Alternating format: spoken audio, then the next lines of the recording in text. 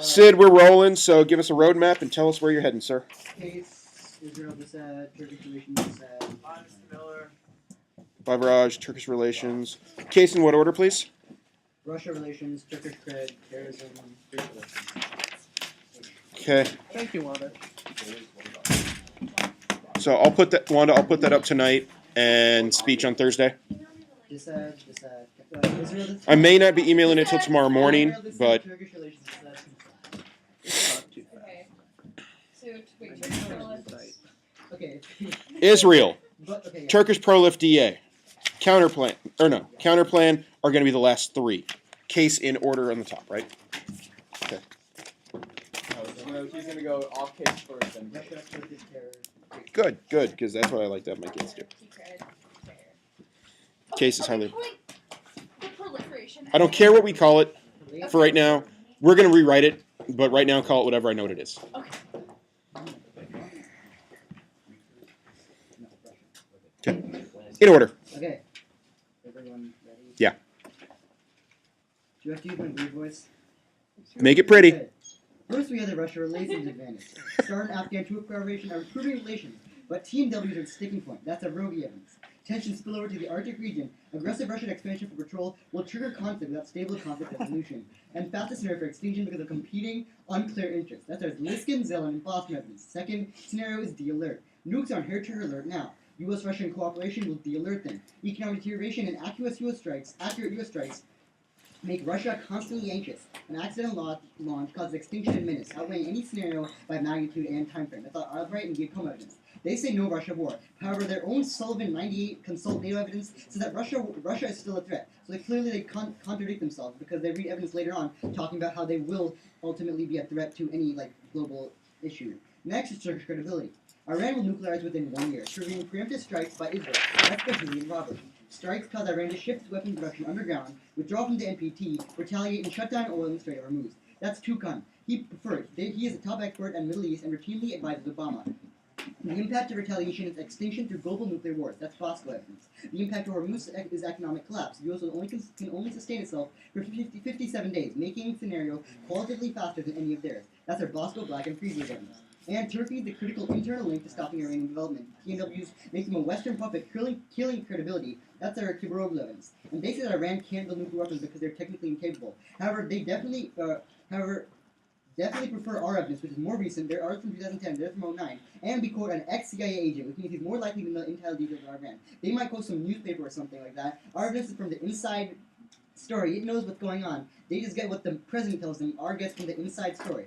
Also, they said that Israel won't strike without the U.S. because they need their support. However, our evidence indicates that there's over a 50% chance of them striking even without our support. And besides, they're stronger militarily, so there's no reason they would need to wait on the United States. Also, they say there's enough oil. Yes, there's other oil, but we're saying that the price would cause jump in prices of oil because they provide 20% of our oil. So when prices spike and people can't buy fuel to go to their work every day, our economy collapses because people can't go to work. We don't have an economy because we just run out of our prices of oil and people can't buy oil. And break now. Iran is getting impatient. Plan is key. Kohl says in 11. An Iranian official was quoted saying that time was running out for negotiations in its nuclear program. Time is moving against the negotiating side. Build nuclear weapons would upset the regional power balance.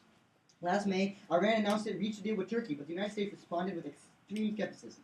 Clearly, Iran is currently on the brink right now, and we have to take this into consideration right now because Iran is getting tensions are rising in the Middle East, and the United States has to withdraw. And Turkey is critical to stopping Iran from proliferating. The United States has no impact on that whatsoever. They say that the United States can't have diplomacy with Iran. Yes, we agree that the United States can't have diplomacy with Iran. However, Turkey can, which makes it all the more necessary to vote for the plan to make sure that Iran has the credibility necessary to ensure that they can convince Iran to not develop its nuclear weapons.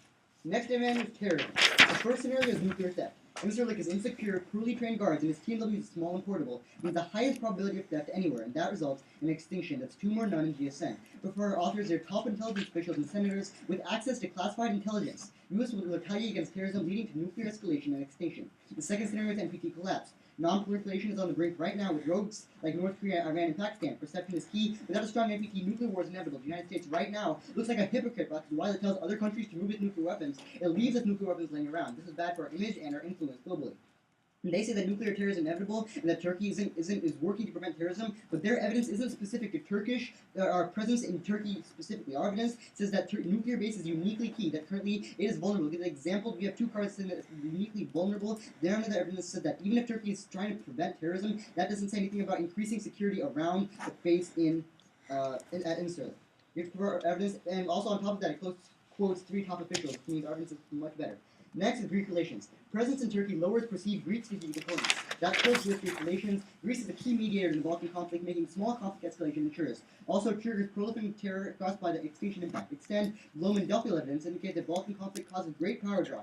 Grigol, the top failed state scholar, indicates tensions now make probability of war higher than ever. The card specifically says that Greece has feared a U.S. bias for Turkey because of the importance attributed to the U.S. by Turkey with its military capabilities. This means that the United States is giving away the bias it has towards Turkey by having its presence there, which they made some argument there. That answers that. Now onto the Israel this side. Israel is ready to nuclear strike Iran. In response, Iran shuts off the Strait of Hormuz. Mahanini 7.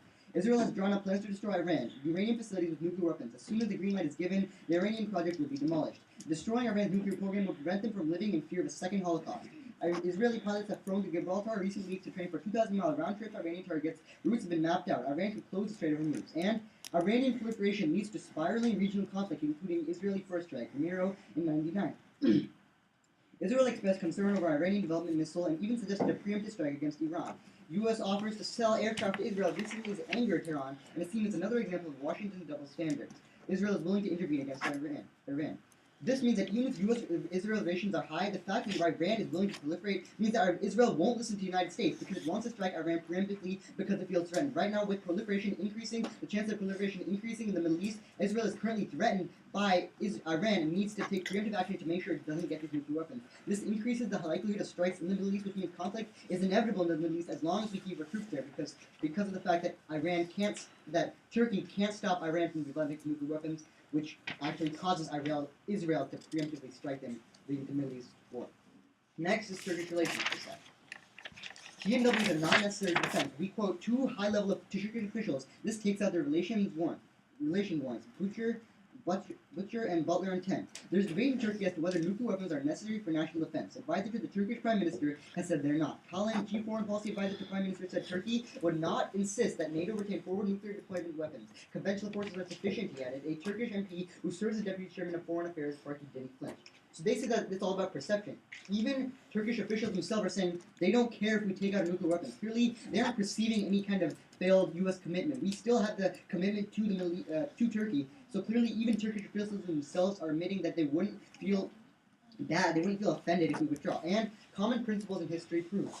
10 and 11. Turkish-Jewish relations have been characterized for decades by close cooperation and strong friendship, based on common values of democracy, respect for human rights, rule of law, and free markets. We have acted together from Bosnia to Afghanistan. We stand together against terrorism. The positive change in the bilateral relationship was crowned by the visit of Obama. Turkey and U.S. took a crucial step establishing FES-ECC. This forum will bridge a gap between private sectors and policymakers, allowing them to address mutual issues and opportunities. The goal of European Union's accession is the main pillar of our commitment to democracy, freedom, and free markets. Turkish-U.S. relations have withstood the test of time. So clearly we see that relations are doing fine. And now to consult. First, extend our Perm. Consult NATO and do the plan about the plan regardless. Genuine binding consultation is not necessary. Daily Oklahoman in 2001. You can go through the motions of consulting as long as you don't do until. Edelman, a veteran of the Reagan administration, you can ask opinions. The fact is Europeans don't like change and Americans like change.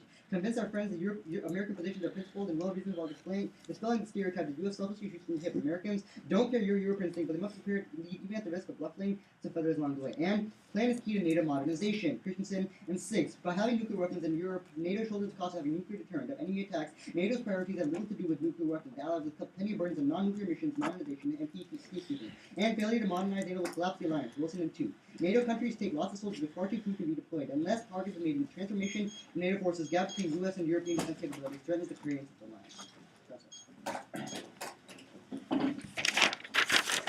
Let's first talk about that counterplan that you just answered. You said that your permutation is to do the counterplan, but pass the plan regardless of what NATO says. Earlier in your speech, you talked about how the United States is perceived as a hypocrite, because we tell other countries to take out their nuclear weapons, but we don't withdraw our nuclear weapons. How does your permutation solve for the hypocrisy of the United States and is it only going to increase the hypocrisy?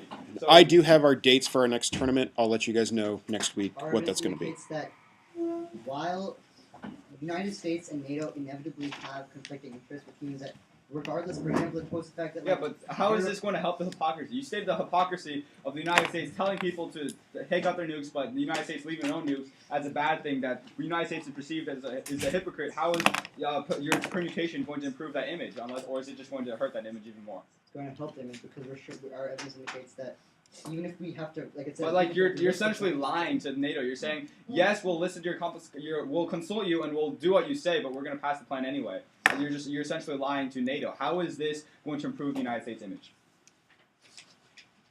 Because our evidence indicates that we can't always convince them whether or not they won't always agree with us, which means that we can't always like. Okay, that's fair enough. Also, you said that. All right, on the Russia relations advantage, our first argument was that relations with Turkey is not critical or is not enough to solve the entire U.S. Relations. Did you read any evidence refuting that fact? We don't wait evidence that U.S.-Turkish relations are key to. We read evidence that Turkey is not enough to solve the U.S. Relations. Did you read any evidence refuting that? Like Turkey as a country, we're not saying that Turkey is key to solve our relations. Like, did you just? We're saying that removing our presence is key to solve Okay. threat-based Fair, relationship okay, we have. that's fair enough. Second, on Turkish credibility.